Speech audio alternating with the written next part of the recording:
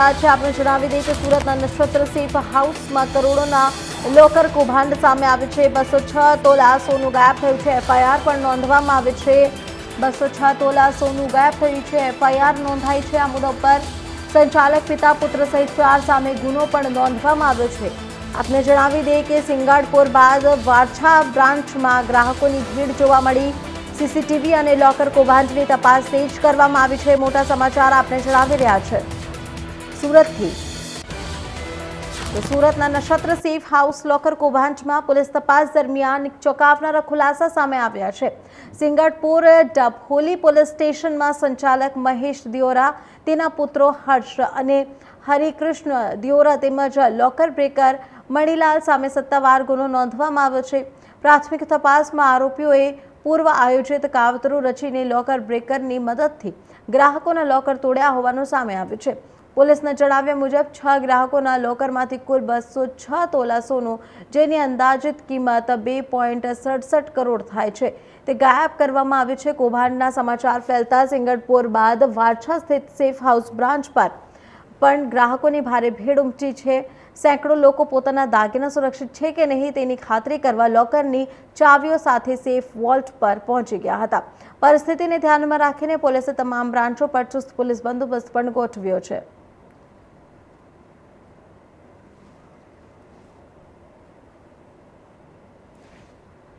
સંચાલક પિતા પુત્ર સહિત 4 સામે ગુનો પણ નોંધવામાં આવ્યો છે। સુરતના નક્ષત્ર સેફ હાઉસમાં કરોડોનું લોકર કૌભાંડ સામે આવ્યું છે। 206 તોલા સોનું ગાયબ થયું છે। એફઆઈઆર નોંધાઈ છે। સંચાલક પિતા પુત્ર સહિત 4 સામે ગુનો પણ નોંધાયો છે। પોલીસે પિતા અને 2 પુત્રોની અટકાયત પણ કરી છે। સિંગાડપુર બાદ વારછા બ્રાન્ચમાં ગ્રાહકોની ભારે ભીડ જોવા મળી। સીસીટીવી અને લોકર કૌભાંડની તપાસ પણ તેજ કરવામાં આવી છે। તો આ સમાચાર ખાસ સુરતથી સામે આવ્યા છે, જ્યાં લોકર કૌભાંડની ઘટના સામે આવે છે। 206 તોલા સોનું લોકરમાંથી ગાયબ કરવામાં આવ્યું છે। પિતા પુત્ર સંચાલક હતા, તેમના ઉપર ગુનો નોંધાયો છે અને 4 વધારે લોકો આ ગુનામાં સામેલ છે। પોલીસે પોલીસ બંદોબસ્ત પણ ગોઠવી દીધો છે। 206 તોલા સોનું ગાયબ થયું છે। એફઆઈઆર અંગે નોંધાઈ ચૂકી છે। લોકો પોતાના લોકર તરફ આવ્યા છે। તેમના માલ સામાનની જાંચ કરવા માટે પોલીસે પિતા અને 2 પુત્રોની અટકાયત પણ કરી છે, સાથે જ 4 લોકોની અટકાયત। તો જે રીતે સુરતથી ખબર આ લોકર કૌભાંડની સામે આવે છે, પિતા અને પુત્રો ઉપર કે એફઆઈઆર પણ નોંધવામાં આવે છે। આ જ ખબર ઉપર વધુ માહિતી આપવા બદલ સુરતથી અમારા સંવાદદાતા રવિ વિંટી અમારી સાથે જોડાઈ ચૂક્યા છે। રવિ, જે રીતે આ ખબર સામે આવે છે, લોકો ભરોસા કરીને બેંકમાં તેમના દાગીના, સોના અને ઘણા બધા ઇમ્પોર્ટન્ટ ડોક્યુમેન્ટ્સ ત્યાં મૂકે છે। હવે આવી ઘટના સામે આવતી હોય છે, તમારી પાસે શું વિગતવાર માહિતી છે?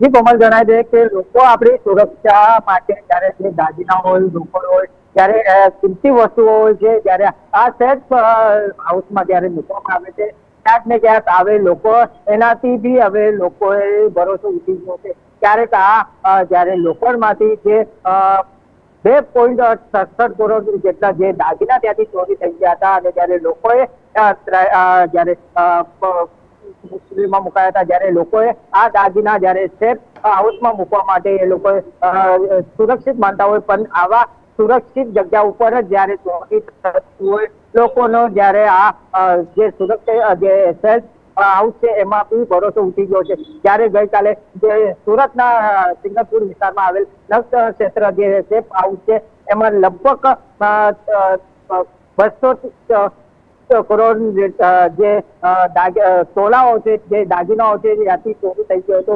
ત્યારે આ સમગ્ર મામલે જ્યારે ફરિયાદીને જાણ થતા, જ્યારે ફરિયાદી પોતાના જે દાગીના ત્યાં ચકાસણી કરવામાં આવ્યો હતો, જ્યારે દાગીના ચકાસણી કરતા ક્યાંક દાગીના એમને નહીં મળી આવતા, જ્યારે સંચાલક અને જે સંચાલકના પુત્ર હતા એમને પૂછવામાં આવ્યું હતું, જ્યારે સંચાલકના પુત્રો દ્વારા એમને ઉડાવ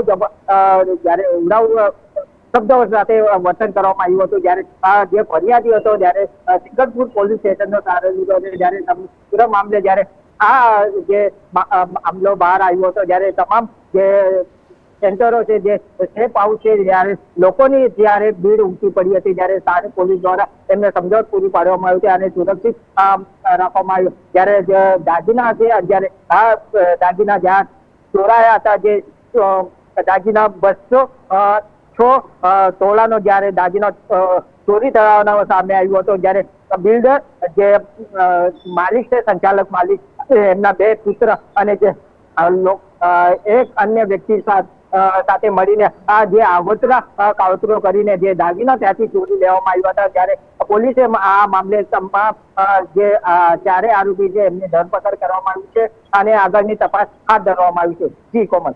જી રવિ, જે રીતે તમે માહિતી આપી છે, હું એ જાણવા માંગીશ કે જે લોકર સંચાલિત કરી રહ્યા હતા તે કોઈ બેંકના લોકર હતા કે તે લોકો પોતે જ પ્રાઇવેટ લોકર સંચાલિત કરી રહ્યા હતા પોતપોતાની તરફથી?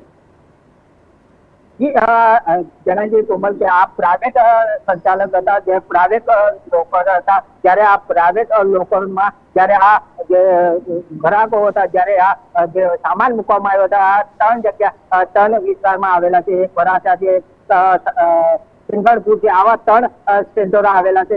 3 સેન્ટરોમાં આ જે દાગીના જે કિંમતના મૂકવામાં આવી છે, જેને લઈને અત્યારે આ લોકો નો બી ભરોસો ઉઠી ગયો. જે મૂકવામાં આવે છે, જે દાગીના છે, જે રોકડ રકમ છે, એમને બી અત્યારે સુરક્ષિત રીતે લોકોએ લઈને પોતાના ઘરે નીકળી ગયા છે.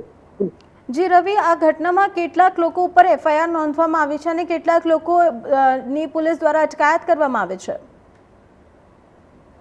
અત્યારે હાલ તો જે પોલીસે FIR નોંધી છે, 4 વ્યક્તિઓ સામે FIR નોંધી છે. જે મહેશ દિયોરા છે અને એમના 2 પુત્ર અને જે લોકર બ્રેકર છે, એમના સામે અત્યારે FIR નોંધવામાં આવી છે અને એમની ધરપકડ કરવામાં આવી છે.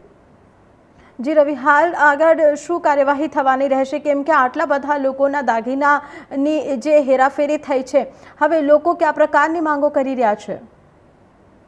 જી, અત્યારે જે રીતે લોકોને એક જ માંગ છે, જ્યારે લોકરમાં દાગીના મૂકવામાં આવે છે ત્યારે સુરક્ષિત માનવામાં આવે છે, પણ ગેર સુરક્ષિત દાગીના છે જે મૂકવામાં આવે છે, જે આ લોકર સંચાલક છે, જ્યાં સંચાલક દ્વારા આ રીતના કાવતરો કરીને લોકોના દાગીનાને હડપ કરવા માંગતા હોય, ક્યાંક ને ક્યાંક લોકોમાં બી એક રોષ અને આક્રોશ જોવા મળી રહ્યું છે. જ્યાં સુરક્ષિત જગ્યા પર જ આ સંચાલકોની નજર ફેરતી હોય અને આ સંચાલકો જે લોકોને ચોરી કરતા હોય, આ રીતે લોકોમાં બી આક્રોશ જોવા મળી રહ્યો છે. જી રવિ, જે રીતે આ કેસમાં જે મોટા સંચાલક હતા, જે લોકોની મોટી ભાગીદારી છે, પિતા અને તેમના 2 પુત્ર, એ લોકો ઉપર પહેલા પણ આવા જ ક્રિમિનલ કેસ છે કે કોઈ હેરાફેરીના કેસ એ લોકો ઉપર હતા પહેલા પણ? અત્યારે સંપૂર્ણ રીતે પોલીસ અત્યારે તપાસ કરવામાં આવી રહી છે. જ્યારે અગાઉ બી આ લોકો જે સંચાલક છે, એમના 2 પુત્ર છે, એમને આગોતરા બી આ રીતના કઈ કાવતરું કરવામાં આવ્યું છે કે કેટલા લોકોના દાગીના ત્યાંથી ગાયબ થયા છે, કઈ રીતના એ લોકોએ આગોતરા આ રીતની ઘટનાને બી અંજામ આપી ચૂક્યા છે. એ રીતના જ્યારે પોલીસ અત્યારે સમગ્ર મામલે અત્યારે તપાસ કરી રહી છે. જી રવિ, માહિતી આપવા બદલ આપનો ખૂબ ખૂબ આભાર.